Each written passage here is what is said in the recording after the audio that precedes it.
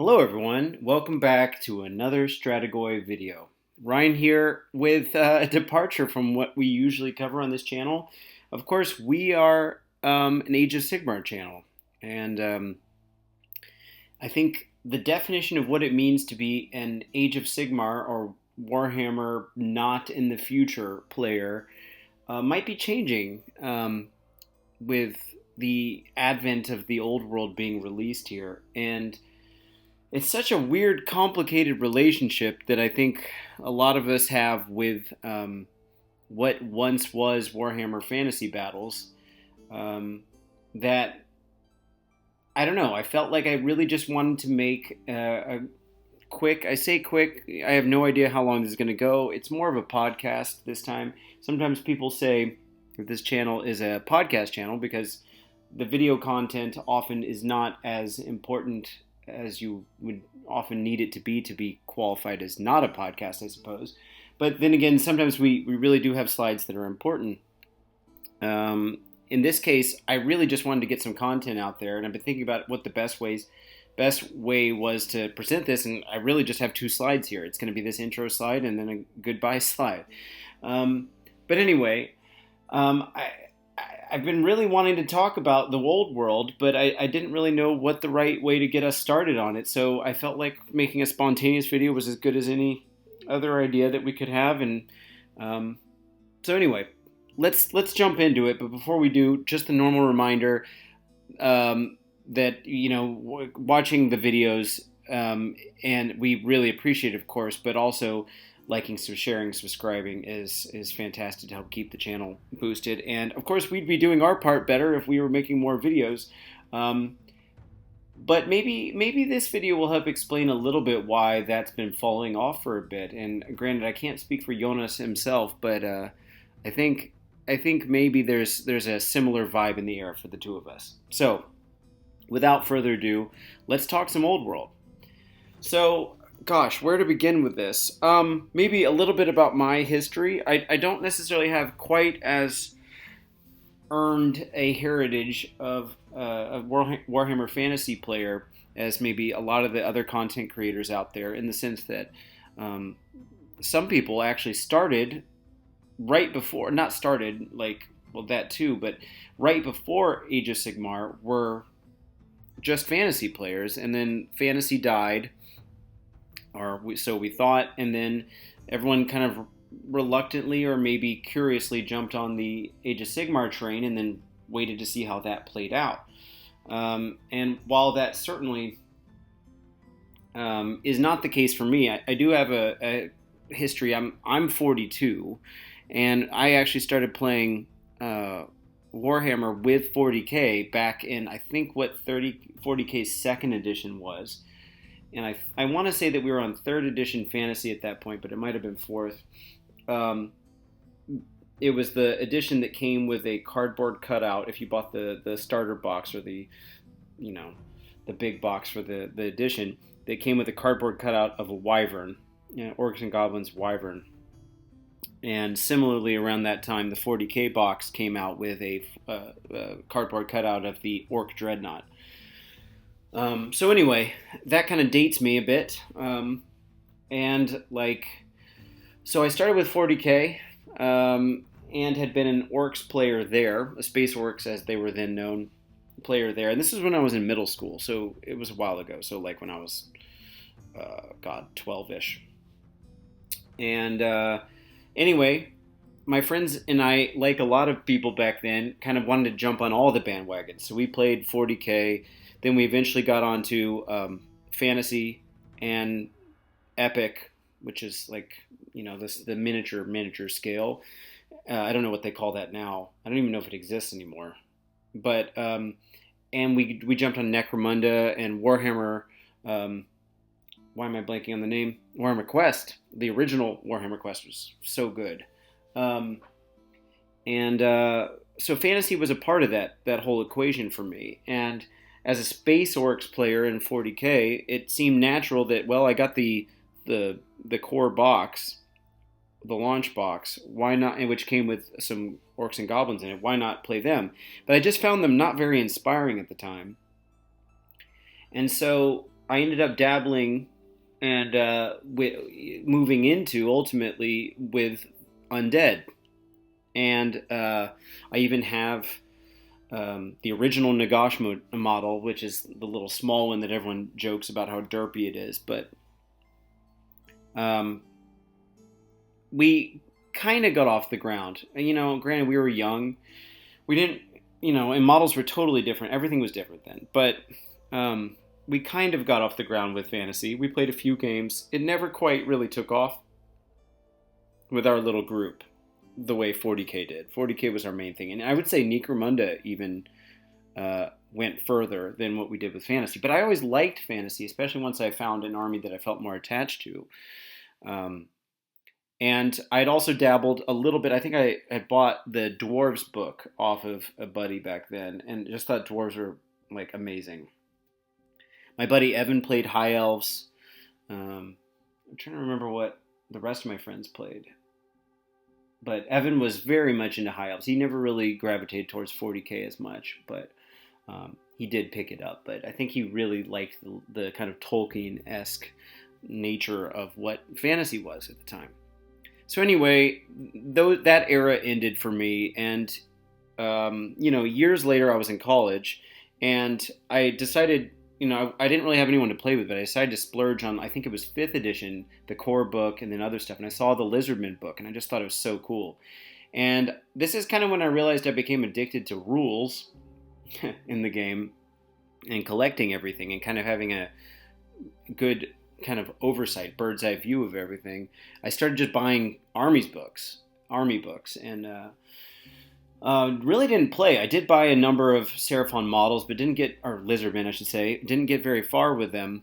I painted a number of them, not too many, and really liked the rules, was just trying to wrap my head around the rules, but then I just never got around to playing with anyone, and this was kind of a function also of being in a college town in America. I still feel like it's probably harder to find a good gaming group that I would feel like I have something in common with in the States. This is a topic for another video, and maybe never a video, but than it is here in Europe, or specifically in the Netherlands. I love the guys that I play with. I think they're very much my type of person. Nerdy at heart, but someone I feel like I can go get a beer with too. And, I don't know. Anyway, so that was harder to find in the States, or at least I found it harder to find. And that was also true of playing Magic, the Gathering. But that's a divergence. This is turning into a story of my history, I guess, with Warhammer products in general. But so basically I had this flirtatious thing in my 20s where I kind of got into the game, but then mainly just from a rules perspective and a few models painted, and that was it. And then it just fell off again. I actually moved to the Netherlands for the first time, and it didn't make sense to bring my models with me and all that stuff. So anyway, fast forward to COVID, and then I was like, well, this is going to be over in 3 months. Joke's on me. But I said, well, this would be a great time to get started with Warhammer. I've always wanted to do it. I just moved back to the Netherlands. I didn't have a whole lot of friends here. And of course we were basically on lockdown. So I thought, why not just, pick up a game? And of course I had the choice between 40K, where I had more experience, or fantasy, or the modern equivalent of fantasy. And what's interesting is, despite the fact that when I play video games, I'm more of a shooty guy, I like the sci-fi stuff. For whatever reason, in the Warhammer situation, I just felt like 40K was never calling me, as it was evidenced by what you saw with me flirting with the rules back in my college, that middle interim period, picking stuff up, kind of. Why I gravitated to the game that wasn't the game that originally attracted me to Games Workshop products is I guess, anyone's guess. But I'm glad I made that decision. And yeah, Age of Sigmar has just amazing models. And so I picked Ideneth and started with Ideneth. And of course, that was my introduction onto this channel, actually, was doing the new Battletome review with Jonas. He invited me to come do it, which was great. And here I am. And it's been amazing. And so, I guess that's like chapter 1. It's kind of like setting the stage. and the rest with AOS is kind of history, I guess. So chapter 2 would be like kind of stating the obvious that I actually am pretty into the old world at this point. And like, so I guess we're kind of doing almost like a prequel, sequel, and then we'll go to like the original story and explain why. But dipping into the old world and how I'm engaging with it now, I actually didn't expect myself to be as into it as I am. Now I haven't had a game in yet. Let's keep it, clear here. I haven't gotten a game in yet, but Nick and I sat down to like do some rules, some mechanics stuff at one point, and I've read the rules extensively and analyzed my chosen army, which is Tomb Kings. And chosen is a strong word because you had the 2 boxes, and then the supply is kind of reduced, and they're not selling most of the other armies. But we'll get into that again later. So the thing about the game now is that I kind of, like, first off, GW had been promoting it as though it wasn't coming for a long time. And then out of kind of what felt to me as nowhere, like, I'd seen that they'd been posting the rules, but I still honestly was expecting 2025. I don't know why, but with AOS coming out in the summer, 4th edition coming out this coming summer, I just didn't see it happening. And then all of a sudden it was like, boom, surprise, we're releasing like kind of everything and kind of nothing at the same time, especially with the logistics problems. And this happened concurrently with a growing sentiment of frustration I've been having with Age of Sigmar, which will be I'll get into in a bit. But, the kind of setting the stage for this too was not only that growing sense, but also that a lot of the models that had gotten squatted in what otherwise used to be known as my favorite army, I used to think of as my favorite army, which is Cities of Sigmar, getting squatted and or just not getting supported the way I'd like to see them, like dwarves, led to, which is interesting, it kind of actually gave me, especially with the release of all the what's Square based, the Honest Wargamer Rob spin-off channel called Square based, what do they call it, the Renegade factions. I know it's like the Legacy factions, but that sounds too close to what's the other one, man, I'm forgetting all the names that we give to these things, but Legends in AOS. I like Renegade better. I think that sounds cool. But anyway, a lot of those Renegade factions are actually armies that I can immediately play because cities, got screwed over, especially Dark Elves and Wood Elves, obviously, and then a little bit of High Elves. But obviously the Phoenix Temple stuff wasn't that big of a deal. It's not that much of a subset. But Dark Elves, I can like legitimately right now, as soon as I like rebase things or figure out how to make them work with the basing situation.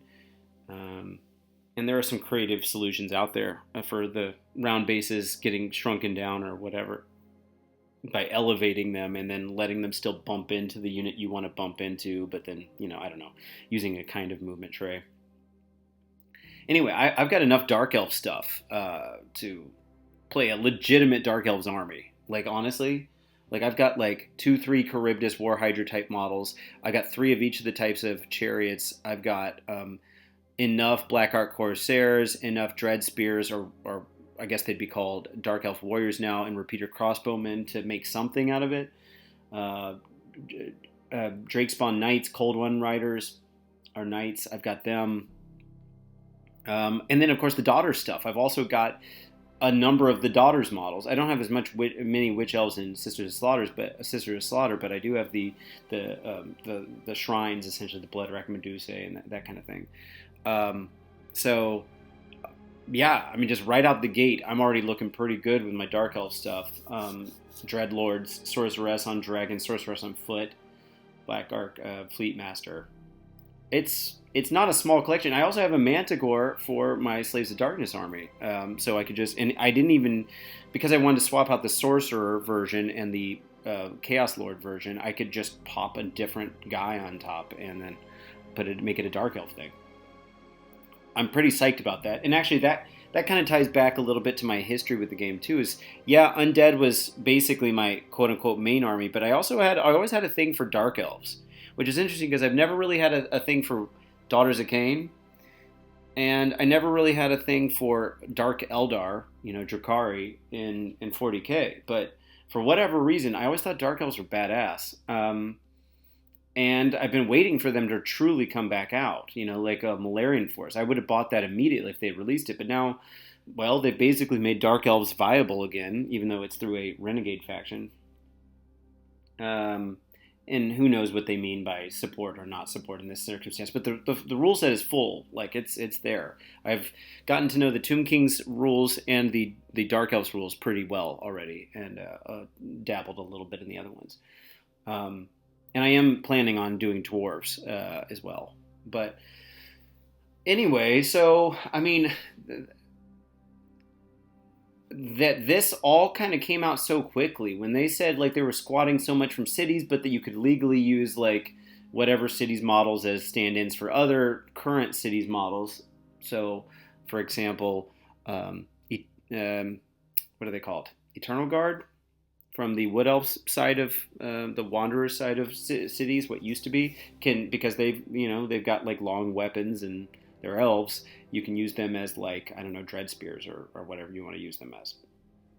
And Phoenix Guard are basically Blackguard in all but name and points cost. And the way that the models I bought from Tom Meches look, they actually are relatively Blackguard-esque anyway.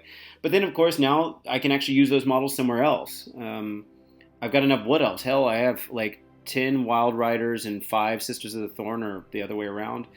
And plenty of Eternal Guard and Wildwood Ragers and Sisters of the Thorn. I've got Shadow Warriors.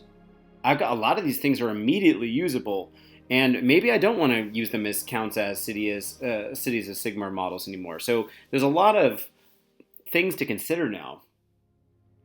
The base sizes are frustrating, but, like, I don't know. And okay, so maybe going on to, like, what would you maybe call Act 3 of this discussion would be, like, talking about why I'm frustrated with Age of Sigmar. And this doesn't mean that this channel is going anywhere on my end, but I can say that I think Jonas has similar either distractions going on in his life with just life stuff and things that are pulling him in other directions, which is totally acceptable and normal, and sometimes we got to take a step back from our hobby, but probably also similar frustrations with the game itself. And I haven't spoken to him at length about it, but I wouldn't be surprised if he said something about this. But I've recently started working officially in a new job after getting a new degree, and I've spent the better part of the past year preparing for Worlds level training, and tournament playing, and there's something kind of antithetical. Maybe this is another just Ryan Rambles video. Wow, Ryan Rambles. Maybe that's a series. Maybe this is the first Ryan Rambles. Anyway, if you see that title on the video, then you know it was exactly in this moment that it occurred to me.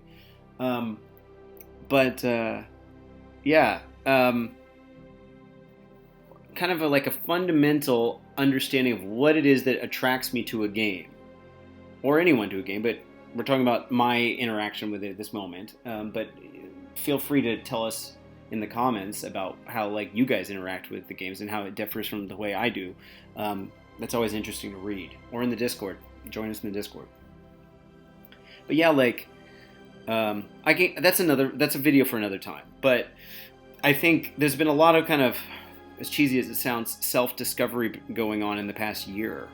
Like preparing for Worlds with Team Serbia, which this year I will not be, as far as I'm aware, not playing with anyone for Worlds, and I'm just going to be going to singles, happily being able to see a lot of the people that I got to meet last year, a lot of my favorite people in the community here, and just playing 5 really fun rounds and taking a couple days off of work because it's on a Wednesday, Thursday.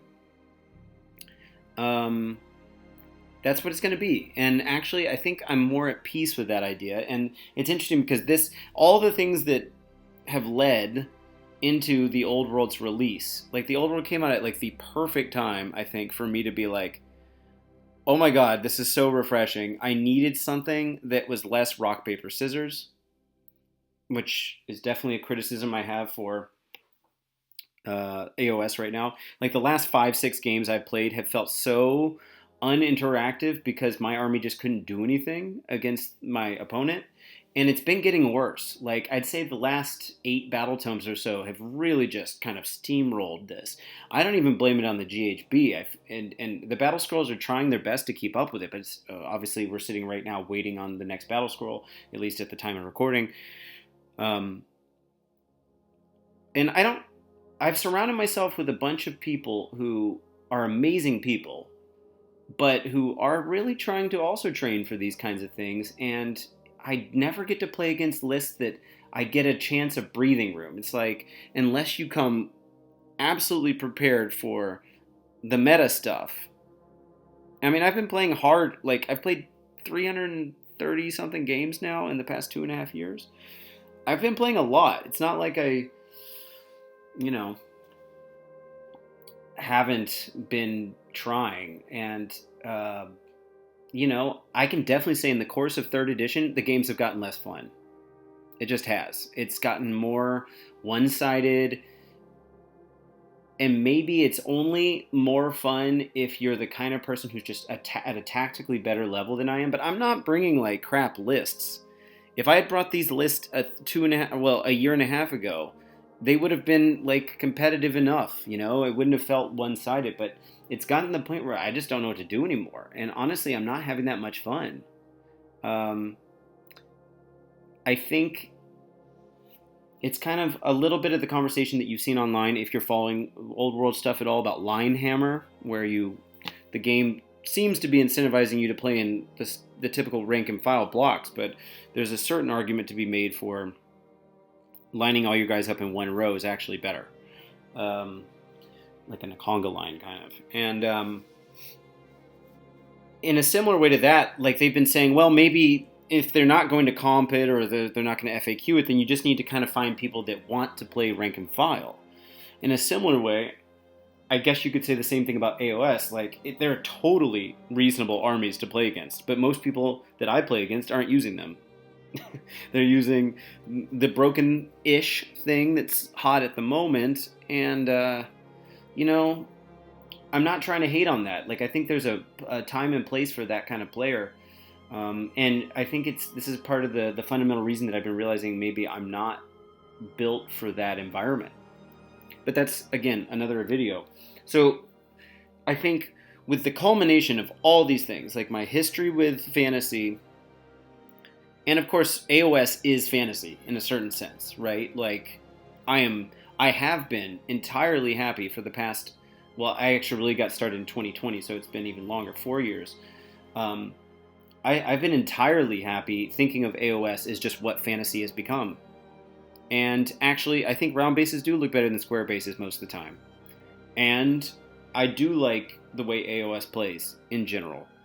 I love the models. I think the lore is great, actually. If you actually take the time to read it, or just immerse yourself in it, which the more competitive I've gotten, the less time I've spent doing that. But, like, I like the world. I like the whole thing a lot. I guess there's a part of my brain that's just waiting for 4th edition to come out and like burn everything to the ground a bit and start over, which that's a little extreme. I mean, there's a couple things I'd really like to see go, like save stacking and like extreme save stacking. I'd like to see, as much as I'd hate to see them index everything because I own all the battle tomes, I'd really like to see them change the way the books work so that they can't be that it's not so obviously incentivized to play the stuff that's so rock paper scissorsy. I don't know how you get there, but there's got to be a way to get there because it wasn't that way a year and a half ago. At least it didn't feel that much that way a year and a half ago. But yeah, so here we are sitting in this limbo waiting for 4th edition to come out, and I was kind of dreading 4th edition, but now I'm kind of actually really looking forward to it. And then Old World comes out, and it's kind of like holding me over in the meantime. Plus, as a guy who loves rules, it's obviously got a shit ton of rules. I mean, like, AOS has something like 40 pages of actual core rules. And that's including, like, talking about the battle plans that are in the core book and stuff like that. Or it's roughly around 40 to 50. And Old World, taking out the photos part that's in the book, is something like 200 plus pages. It's a lot. And very little of it is fluff. They repeat some of the rules, but like it's easy to forget where you need to find something in the book. And there's something that's amazing about that, but something that's also very overwhelming. I've spent a lot of time breaking it down, writing in my book. I don't have the battle tomes, by the way, you know, the good guys battle tome and the bad guys battle tome. I have PDFs of it, but I don't have the actual book because of logistics things. But I did get the Tomb Kings box, which meant I got the big book, and I got the Arcane Journal for Tomb Kings, so that's been really fun. And you know, it's kind of right up my alley, and the more it kind of sinks in, the more I realize how fun this game is going to be. You can also tell that the game's going to play faster because you're rolling way less dice, you're moving things on movement trays. The you go, I go means it's as much as I don't hate the priority system. I do think there's something pleasantly nice about knowing, well, next turn I know for a fact I get to go, and it just makes it a little more predictable, of course, which, again, there's good arguments for both sides, but I tend to think that the priority system should stay in AOS, and that Old World should keep the you go, I go. I like that every time someone wins a combat, the other side, almost every time, Tomb Kings is kind of an exception, kind of, is going to literally disengage and walk away in one way or the other, right? Like, and that's kind of cool, because then it means you kind of get to do everything all over again and get a second stab at things. And of course, you got to rally your units and whatever, but it's also nice seeing, like, even though I kind of knew some of the fantasy stuff before, seeing all the direct things that influenced what we now just take for granted in AOS, like names of spells and the lore stuff, and hell, even the paint, the literal names of the paint pots that we buy from Citadel, or I guess it's Citadel, yeah, Citadel paints. Things like Reichland Flesh Shade or whatever it's called. Like, oh, now I actually see a reference to that somewhere. Of course, that was always true, but it's just nice to see how much of the kind of milieu that we were working with is built around something that has all these years of history to it. And of course, the Old World is a prequel, right? So it's covering stuff from before the story. So that's just also interesting, perhaps, to people that were big fantasy people, as they are getting to hear kind of the prequel stuff. I'm approaching Old World from very much a casual perspective, where I just want to play some games and learn a new set of rules, but use a lot of the models that I now can't use anymore, are not as easy to use, and just have to figure out the basing situation. And something that's neat, I was talking to my buddy Denny, who's a big 9th Age player. Like, he's actually played competitively at like their ETC, EOTC, whatever, like big world's teams kind of competition they have. And he plays AOS as well, but I'm definitely the more AOS player of the two of us, and he's definitely the more fantasy player. And we were talking about how if AOS is more, I actually think that AOS is a little bit more on a spectrum. Like, I've heard that Lord of the Rings Middle-earth is the most balanced of the fantasy games that are out there for Games Workshop products.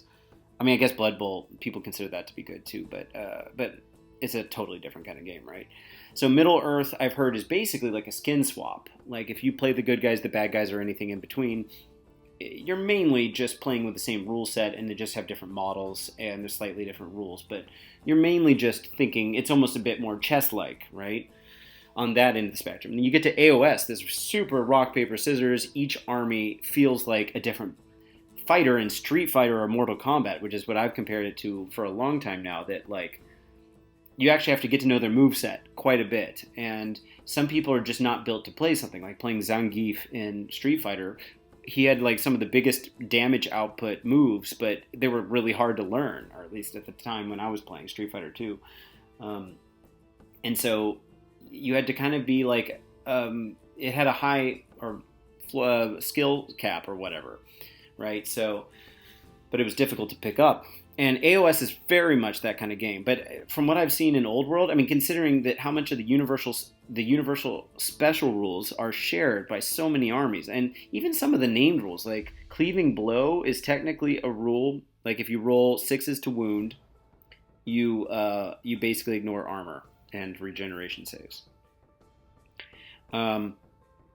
Cleaving blow is in Seraphon, if I'm not mistaken. It might even have a version that's in Dark Elves, and those are I call it Seraphon. I mean Lizardmen.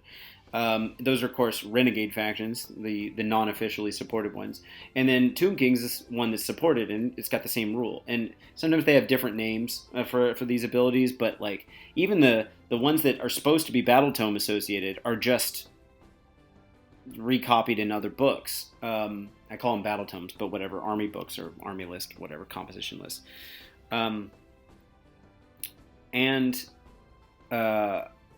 So this mix and match of like, what is it, like 75 universal special rules or so, something in the neighborhood of that, just spread out, you eventually realize that every army is just subtle shades of gray of the other ones with more of a distinct focus on like specifically what kind of units they have. So like Tomb Kings, obviously the whole army has the whole Tomb King set of rules, which is really just a combination of core rules like fear, immune to psychology, unstable, and unbreakable. I mean, I said like, but that is actually the names of the 4 rules.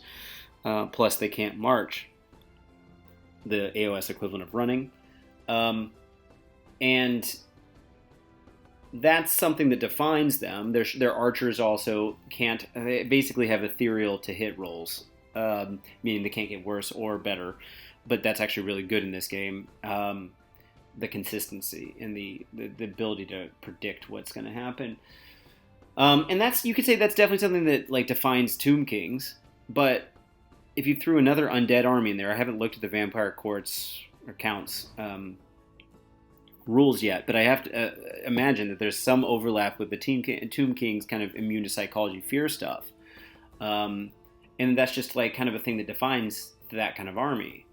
But they're also relatively fast, like they're deceptively fast because of the reserve move rules they can make, and reserve move means something different than reserve in AOS. And then like how much like cavalry and chariot intensive stuff they have. But then you look at Dark Elves and you're like, well, of course their stats are at least 1 pip better on almost everything. Initiative, movement, all that stuff. Especially weapon skill and ballistic skill. And they've also got archer units, they've also got chariots, they've also got some monsters.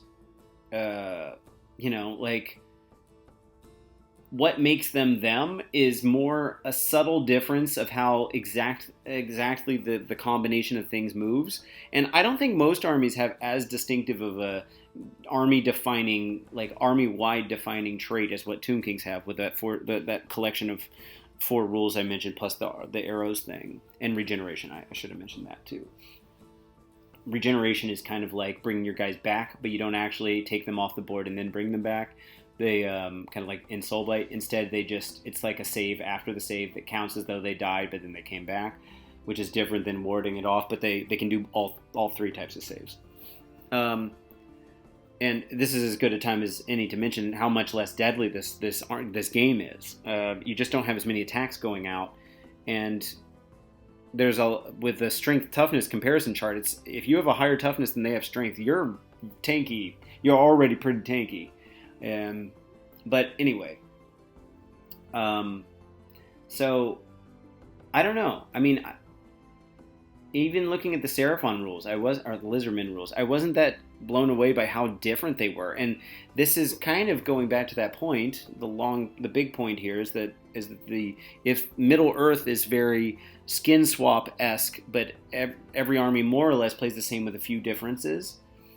And then AOS is like Street Fighter, where everything is very unique, and you really have to learn it. And just because you're good at one army does not mean you're good at the other, or that you have a sense for the nuance and the possibilities. I would say Old World falls much closer to Middle Earth, and it was written by partly that team too. So I like that. Like, I don't know. It just feels refreshing to feel like every game is starting off a little bit more even. Of course, there's going to be some stuff that's broken, but because I'm approaching it from a more casual perspective, which is also a function of how I am choosing to interact with the game. And granted, when I first started playing AOS, I did not choose to go into it super competitively. In fact, I told people I'm not going to play the spam lists, or I'm not going to play the cheese meta lists.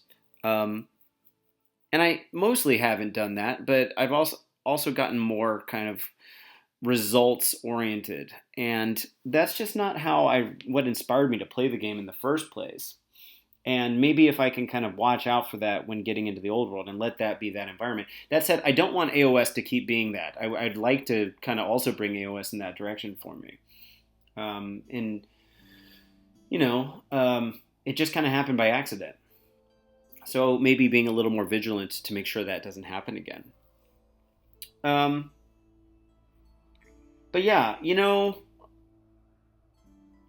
don't know. I don't know if I'd be curious to see what kind of stuff you guys would like to hear as I walk through this journey. I can talk a little bit about what I've bought. Obviously, I already have quite a lot of other things. So if I think about all the factions real quick, things that I can actually quickly dip into with some amount of model count, like the good guys' armies, I have absolutely no Bretonia, but obviously that makes sense because it's been only recently re-released. Empire, it depends on how much leeway someone would give me with my kind of steampunk, admech, 40k borrowed models that I've used as my cities, like people, my free guild type stuff. It fits better in an AOS context because it's more like steampunky. So I don't know if people would say that counts. Strangely, they don't have the Luminarch or Hurricanum in Fantasy, which is weird to me in Old World. But they do have that War Altar, which is clearly the same model with a slightly different skin swap. Let's see. I have dwarves. I've got quite a bit of them. Not all the range because they didn't have everything in cities, but quite a bit. And I already mentioned wood elves. I got quite a bit of that. Although the Sylvaneth stuff, like dryads, will probably be okay, but the tree lords are obviously way bigger in AOS. And I don't have some of the other key units, but I do have a substantial amount. And then high elves. I don't really have much of that except the Phoenix Temple stuff. I do have some Phoenixes. And then I guess there's a certain amount of Lumineth that I could use if I rebase them especially. But Lumineth all sit on 32 millimeters, and that's too big. So I don't know. That would be the least maybe. Well, Bretonia is the least. But then and these are the official factions. Then the bad guys would be Beasts of Chaos. Strangely, I can actually make a full Beasts of Chaos list in AOS. I guess they're called Beastmen Brayherd. But for whatever reason, Zongor units, someone who knows the lore or history can tell me why, but the Zongor units aren't anywhere to be found in there. So that's because I'm a Tzeentch player. That's entirely what my Beast of Chaos army would be. I have the Herdstone, a Beast Lord, and then I have Zongor, and that's it. So it's not a real Beast of Chaos army, but I could actually... There was a version of reality where I thought I was going to be able to dip into that. Slaves of Darkness, or Warriors of Chaos. I've got a decent amount. I could put like a small force, like 1,000, maybe 2,000, but it wouldn't be optimal force together. Which I might actually do because I'm not a big fan of Slaves of Darkness. I was using them mainly as Ox for Tzeentch, and if they lose the coalition rules, I might just say screw it. Let's move these over to Fantasy, just to have another army. Let's see. The other two that are official are Tomb Kings, which I obviously have, and I'll talk about what I've got in a second. And then Orcs and Goblins. I've got plenty of Git stuff, but they're all on the wrong bases. And I have a feeling that Goblins are more auxiliary in Orcs and Goblins force than they are like an army that you want to make your whole army. I don't have many Trolls. I've got like literally 3 Rock Guts at this point, so... couldn't really do a full thing with that either, but I haven't taken a good look at the list. It doesn't really attract me, to be honest. If I had to pick, I picked Tomb Kings, but if I had to pick another one, I would probably pick beastmen, Brayherds, I guess. And then moving on to the renegade factions. So depending on what you call good guys and bad guys, but let's say the things that are kind of aligned with order would be Sisters of or whatever, Dark Elves, which I've already mentioned. I have a lot of, and then Lizardmen don't have any models here. I've got a few in the States, but I don't know how much of a priority that is to bring them over. Plus, Nick has got a lot of them. And then let's see, Skaven. So I've got. I mean, I consider myself a Skaven player, but I never, because of the kind of scarcity of models that are available and how old they were. I've even had bought some stuff that was 3D printed online. I just don't have a full Skaven set. I do have like 20, 30, sorry, 40, 60, something like that, clan rats, and then about as many, half as many storm vermin. And then a few random things here or there. So I could play something, but I'm waiting to see what happens with the relaunch, if that is in fact the new army that they release with the 4th edition AOS, before I decide whether Skaven's going to live, which world it's going to live in, or if it's going to try to do both. The demons, I have a full Tzeentch demon list. I mean, I think I could run that right now, barring base sizes. It's a bummer that the Mutalith Vortex Beast isn't in there, because I love that model. Like, I would totally run those. It seems like that was originally made for fantasy, and evidently it's not in there. But anyway, and then let's see, Vampire counts, not really on my radar. That's 5 of the armies, if I'm not mistaken. And then there's Ogres, also not on my radar. I don't have any of those models. And then there's one other thing I'm forgetting. In the Chaos Dwarves, of course. Man, if only there were models available. That's really a weird thing, because if they end up actually coming out with that army for AOS, I will probably buy the AOS one. I'm not gonna lie, I love dwarves and I like the idea. I always thought the Lamassu was super cool, even though it's like cheesy. I remember seeing that original armies book, the Warhammer Fantasy armies book that they had with the flying Lamassu guy. I just thought it was badass. Never got into it because I just missed it. But I would totally play Chaos Dwarves. It's just I don't have any access to any of those models. So what did I pick up for Tomb Kings? I got the box, which means like a number of the base normal just chaff, 3 chariots, the big guy and the dragon, which I built and I actually think looks really cool. I know some people have been shitting on it. I think the model looks great. I mean, I'm totally cool with it. I'm planning on using my archers that are in the set as skirmishers, which is a new version of the way you can run skeleton archers. You can skirmish them, which means they'll all be able to draw a line of sight to something, because they can just shoot. They can find gaps between themselves and shoot at something, instead of the way it currently works in Old World is only the first rank or second rank if you're on a hill, or if you have volley fire, then half of all the units that are after your front rank, or models, I mean, can shoot, which feels like a waste. Obviously, drawing them in a line is really an option for sure. I guess it depends on the size of the hill. Or if you have, I don't have any hills. That's something I might have to invest in. Or just call something a hill and have like an area that's, hey, this is a hill zone here. Yeah, I'm trying to think what else comes in that kit. And then the horsemen. Yeah, some combination of this, or this. The skeleton horse archers seem decent enough, and skeleton horsemen could be decent, but and that's what I ordered locally, and then the order I placed in England is still delayed. So that had like the more fluffy stuff, or the more interesting stuff. I ordered a Necrosphinx kit, which can also be built as a Cimmerian War Sphinx. I like both models, I like the Necrosphinx model a little bit more, but in terms of gameplay, I like both of them. I also ordered 1 block of the Sepulchral Stalkers / Necropolis Knights, the guys riding the snakes, which is how I'm going to definitely build them. I actually ordered a second copy here that's coming soon. And I ordered a box of Tomb Guard, a 20 Tomb Guard. So I've got a modest start. I don't know if there was anything else in there, and then plus the battle tomes for the big battle tomes for the orders, the like good guy and bad guy armies, if you want to call it that. I have to also say, as someone who, my relationship with death armies is funny because, as I said, I played death in fantasy kind of when I played undead, and I really thought it was badass back then.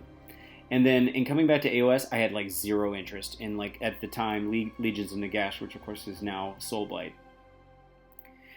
Night Hunt looks cool, but it's nothing I'm interested in, and I don't like how similar all the models are. OBR obviously would be the closest comparison to Tomb Kings, but it just doesn't do much for me. I did think about buying some OBR as like stand-ins for Tomb Kings models, but I don't know if I really want to do that. Maybe I like the derp. I don't know. And the Tomb Kings models, generally speaking, aren't that bad looking. Even though, obviously, like everything else that's from that time period, they're old. And then Flesh Eater Courts, even though the new refresh is cool, I'd still rather buy Bretonia and say that that's what they think they are than the other way around. I don't know. The vibe of death doesn't do it for me. But... pivoting there, for some reason, Tomb Kings is my favorite looking army in all of the old world. I just think they're badass. I don't know what the difference is. Maybe because it's like comes from a different era where people painted things brighter. Anyone that knows my, not great painting knows that I'm very much a colors guy. I really like Street Fighter type mentality where everyone's like a bright color set and it's very obvious who's who, and they all have a very unified paint scheme for an army, and I like the bright stuff. Bright stuff. I prime everything white. Maybe I shouldn't with the skeletons now that I think about it, because it'd be nice to have some black undertones there for like the joints and stuff in between the bones. But like, I usually prime white so that it gets as bright as possible. I just think their color scheme's really cool. I don't know. I'm gonna paint them pretty much like they look on the box. Like, I don't feel like I need to do anything else. Pretty happy with them. So, I don't know. And the vibe, obviously, historically, they're not actually an evil faction. They're kind of like somewhere else. Like, necromancy is not actually the spell lore they're supposed to have, but they don't really have access to... They didn't really create a new rule set or lore that fits what they used to feel like. But, I mean, like, I dig the army. I think the whole thing's really cool, and Egypt is badass, or at least the mythology that we've all kind of been told is badass. So, like... I'm into it. I'm feeling it. Definitely digging it. And I think the rule set's going to be refreshingly nice. It's got a vibe. So, but I'm also looking forward to getting into the dwarves. I'm looking forward to getting into the wood elves if I can figure out how to do that. I'm planning on buying the boxes that keep coming out. Like they've announced the orc and goblins one. I'm planning that doesn't have the battle tome or the core rules in it, that aren't officially the edition boxes. I'm planning on buying those for, realistically, I'll at least buy it for dwarves and wood elves. Probably not Empire, because I never liked those guys, those pantaloons anyway. Yeah, not orcs. Probably not. Well, Beastmen. Depends on what they do with Beastmen, Beasts of Chaos moving into AOS 4. If they squat them, then who knows what I'll do. But like, I always thought a Beastman army would be fun to play in AOS. What am I missing? Tomb Kings orcs. Why am I? There's another bad guy army that I'm forgetting. Tomb Kings orcs, Beastmen. Oh, Warriors of Chaos. Probably not. Yeah, probably not. And then High Elves is the real question mark. I think Bretonia is actually really cool too, and I really like how they're painting them. It's funny how close that paint scheme is to what they're painting the Cities of Sigmar guys now, the red and black with a little white. But no, High Elves, it depends. That's like on a kind of a 50-50. I would consider it. Those lion units are super cool. The flying falcon things, the Warhawks or whatever they're called, super cool. Yeah, so I don't know. Definitely some stuff I would consider. And considering that AOS is kind of dried up with stuff that I'm like excited to buy right now, which they could totally fix by releasing Malarian's army or Chaos Dwarves, or hell, even Kurnothi. But, that's a different story. Anyway, Gosh, is that a good point? A place to leave this off? It's a kind of a ramble, but I hope it's at least interesting for you guys. Um, it's nice for me to kind of organize my thoughts this way, if nothing else, and this is a way to, for us as a channel to introduce the idea of the old world. I don't know where Jonas sits on the spectrum of being interested. I do know he's got a number of high elf models that are still raring to go. I mean, he literally uses like white lions or sword masters of Hoeth. That's what it is, as his blade masters. Is that what they're called in Lumineth? So, yeah, I think there's some amount of interest he probably has in it. We're actually getting together the day before Valentine's as a Stratagoy date almost. So I asked him which game he'd want to play. I figured he probably would consider Old World, but I think he's still leaning more towards AOS, which is totally fine. I'm just real psyched about the new stuff. But you know, when AOS 4 comes out, I'll be pretty psyched about it too, probably. So anyway. Yeah, so here's the only other slide I got.